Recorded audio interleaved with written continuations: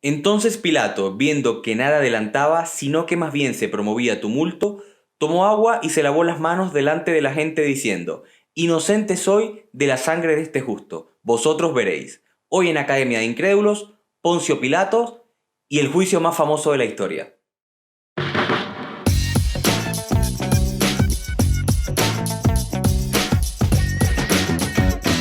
Esto es Academia de Incrédulos.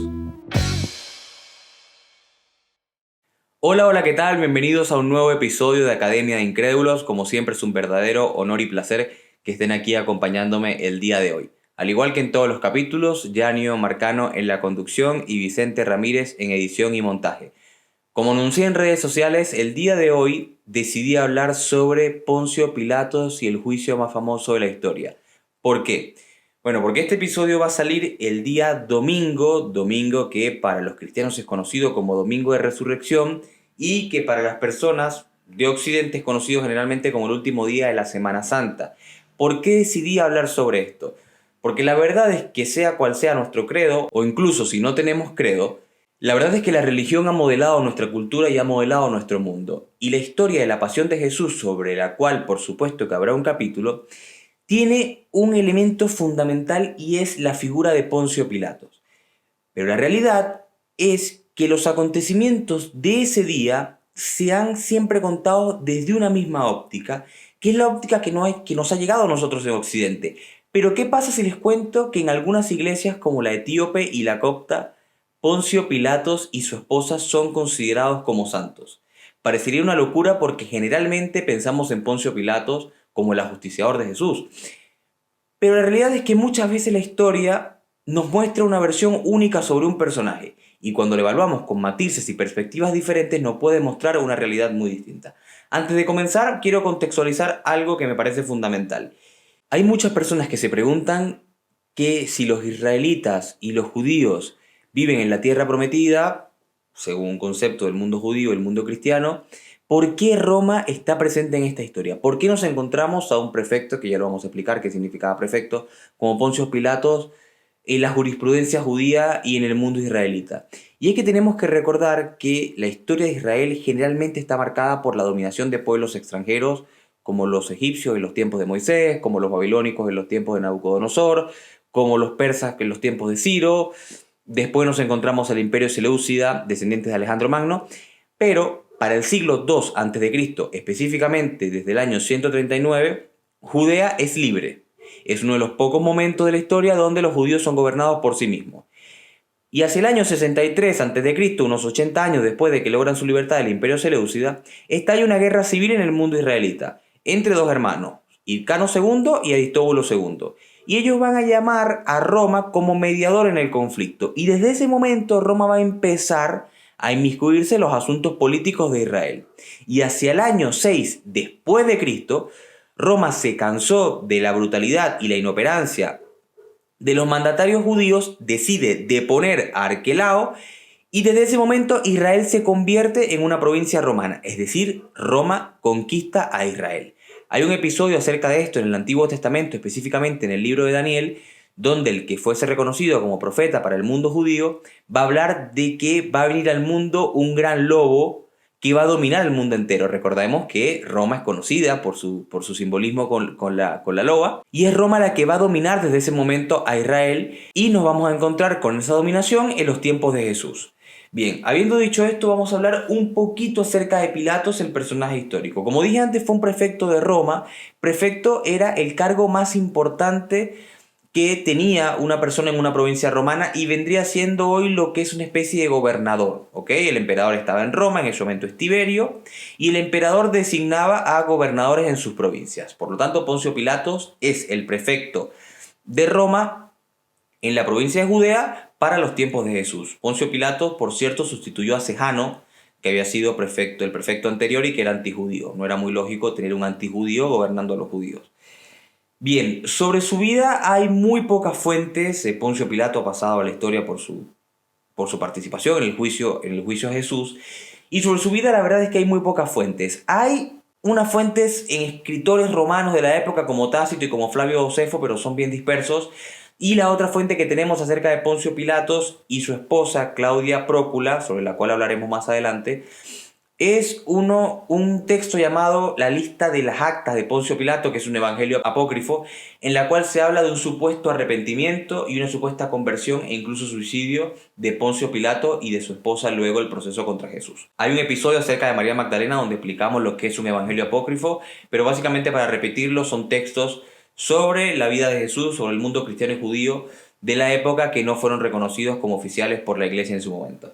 Bien, vamos a hablar directamente acerca del proceso contra Jesús, porque ya dijimos antes que Poncio Pilato y su esposa son considerados para las iglesias copta y etíopes como santos, y ustedes dirán, pero ¿cómo van a ser santos si mataron a Jesús? Bien, vamos a verlo desde el punto de vista un poquito más académico y no tan religioso.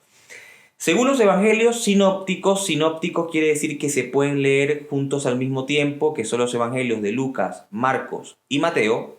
Jesús fue apresado el día jueves, después de la última cena, por un grupo de hombres armados pertenecientes a los sacerdotes, liderados por Caifás. Sin embargo, según el Evangelio de Juan, el único que no forma parte de los sinópticos, fue apresado por soldados romanos, por lo cual esta orden debía haber sido dada por el prefecto, que era Poncio Pilato. Bien, según los estudiosos, la versión más coherente es la versión de los evangelios sinópticos, porque luego vamos a ver que Poncio Pilatos no conocía a Jesús. Por lo tanto, no tiene mucho sentido que si no conocía a Jesús, él fuese quien diera la orden para apresar a Jesús. Así que bien, tenemos entonces la siguiente situación. Es Caifás, líder del consejo sacerdotal del templo judío, que manda apresar a Jesús. En esto quiero ser muy breve porque habrá un episodio sobre esto y no quiero extenderme. ¿Por qué Caifás manda apresar a Jesús? La semana donde se da la pasión de Jesús, desde el Domingo de Ramos a Domingo de Resurrección, es la semana de la Pascua judía, donde celebran la salida del pueblo judío de Egipto liderada por Moisés. Bien, era la fiesta más importante del mundo judío, y cuando Jesús llega a Jerusalén, Jesús tiene muchísimos discípulos y muchísimos seguidores. Al consejo sacerdotal judío, que no creía en la vida eterna, que no creía en la resurrección y que lógicamente, por lo que nos ha mostrado la historia, no reconocían a Jesús como el Mesías, les preocupaba que las enseñanzas de Jesús fueran en contra del status quo del mundo religioso judío, y por eso Caifás va a decidir apresar a Jesús. Y es aquí donde va a pronunciar una de las famosas frases de la historia. Es preferible que perezca un hombre antes de que perezca la nación entera. Entonces nos encontramos con que Jesús el día jueves es apresado. El juicio de Jesús consta de 6 partes. Nos vamos a concentrar únicamente en las partes que conciernen a Poncio Pilatos, ¿ok? Bien. Esa noche, la noche de jueves a viernes, según lo que nos muestran los textos, Claudia Prócula, la esposa de Pilatos, tiene un sueño con Jesús. Y cuando se despierta el día viernes le dice: no te metas con los asuntos de ese justo, porque es inocente y he sufrido mucho en sueños por su causa. Aquí hay un matiz importante. La sociedad romana de la época, a la que pertenecían Claudia y Poncio Pilatos, es bastante machista, es una de las más machistas del mundo antiguo. Pero Claudia provenía de una familia imperial y su estatus social era incluso superior al de Poncio Pilato siendo mujer, porque era familia del emperador. Por lo tanto, aquí la opinión de Claudia no es únicamente la de una esposa, sino la de una persona que tenía mucha más autoridad de la que podían tener esposas de la época. Bien, resulta que para ese momento, cuando los judíos caen bajo el yugo romano, Roma les prohíbe ejecutar la pena capital, es decir, ya los judíos no pueden por sí mismos condenar a un hombre a muerte. Por lo tanto, cuando en la noche, en la primera parte del juicio con Caifás, Jesús dice: yo soy el Hijo de Dios, cuando se lo preguntan y Caifás se rasga las vestiduras, lo condenan a blasfemia. Pero como digo, la condena por blasfemia en el mundo judío era la muerte, pero tenía que ser administrada por Roma.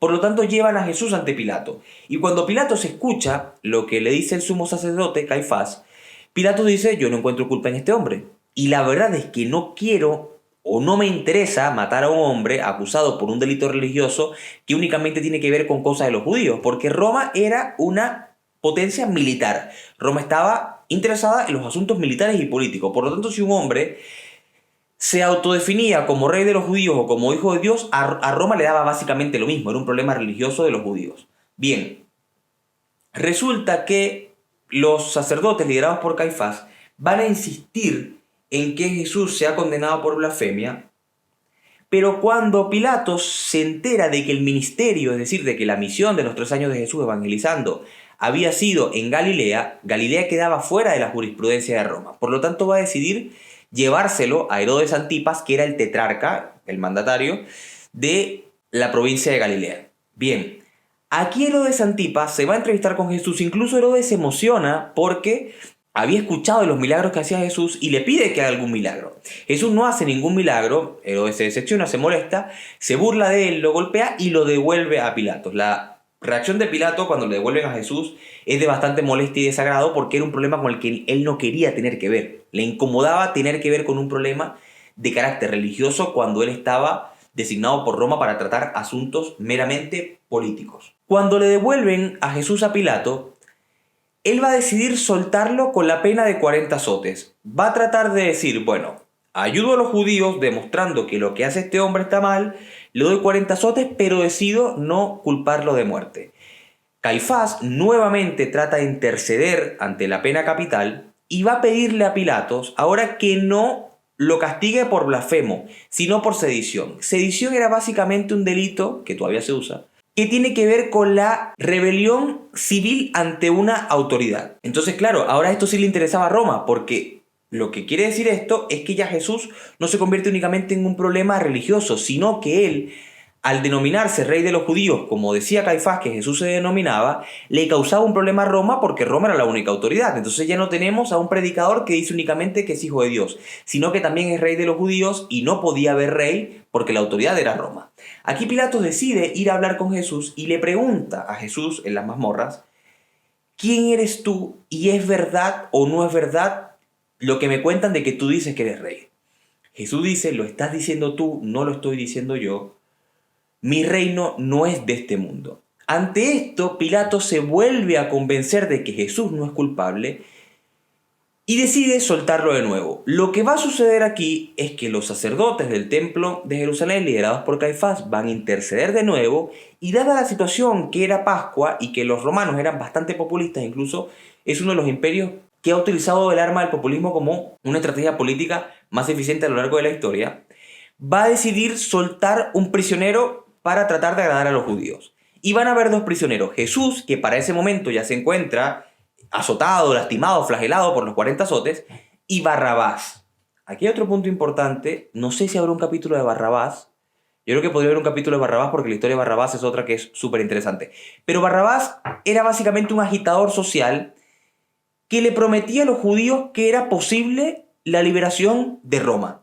Por lo tanto, causaba bastante simpatía en muchos judíos. Esta es otra de las historias que muchas veces la persona no comprende porque dicen cómo prefirieron a un criminal como Barrabás antes de una persona como Jesús. Que creamos o no que es el Hijo de Dios, la verdad es que tenía un mensaje de amor y de misericordia bastante potente. Bien, Pilatos muestra a los dos prisioneros, a Jesús y a Barrabás, y las personas influenciadas por el consejo sacerdotal de Caifás van a decidir que se libere a Barrabás. Y Pilatos vuelve a preguntar a la gente, ¿pero qué ha hecho este? ¿Qué mal ha hecho? ¿Qué quieren que haga con él si no ha hecho nada? Y la gente dice, crucifíquenlo, crucifíquenlo, crucifíquenlo.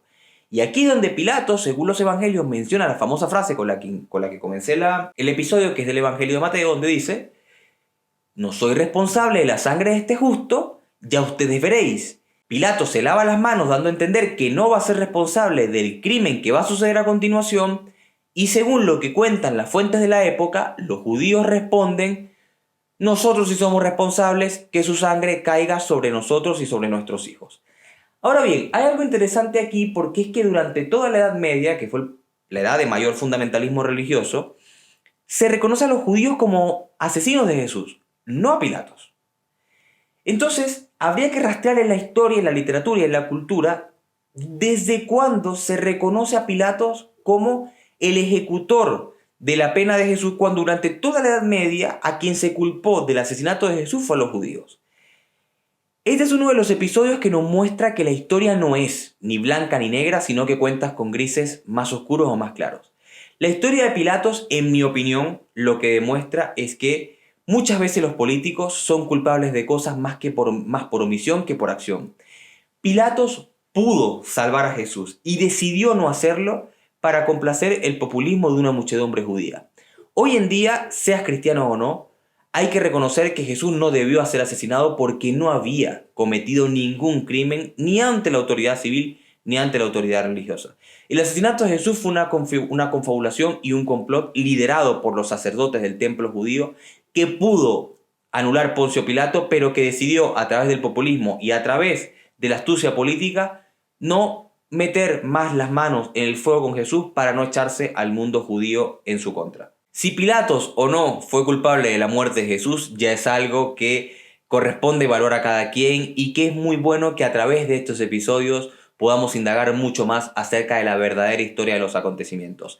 La verdadera historia para mí es que Pilatos fue un prefecto romano en Judea, un hombre corrupto, violento, como la mayoría de los hombres romanos de su época, que vio en Jesús no al Hijo de Dios, no a un Mesías como sí lo vio su esposa en una visión según lo que nos cuentan los evangelios, sino que vio a un humilde predicador que no debió ser asesinado, pero que prefirió no meter las manos en el fuego con Jesús, sino decidir que el mundo judío tomara su decisión entre Barrabás o Jesús, y la muchedumbre, tomando en cuenta que Barrabás podía llevar a cabo la liberación de los judíos frente a Roma, mientras que Jesús tenía un mensaje de amor, de rechazo al odio, coloca tu otra mejilla, no odies a tus enemigos, difícilmente podría haber llevado a cabo esa misión que los judíos querían en ese momento.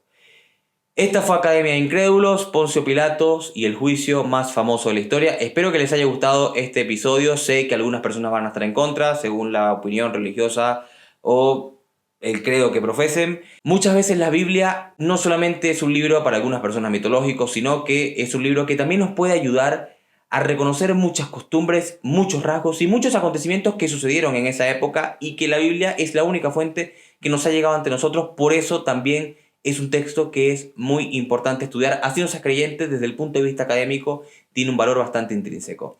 Como siempre, si siguieron este episodio a través de Spotify, denle seguir. Si lo siguieron a través de YouTube, por favor, denle un like y suscríbanse al video.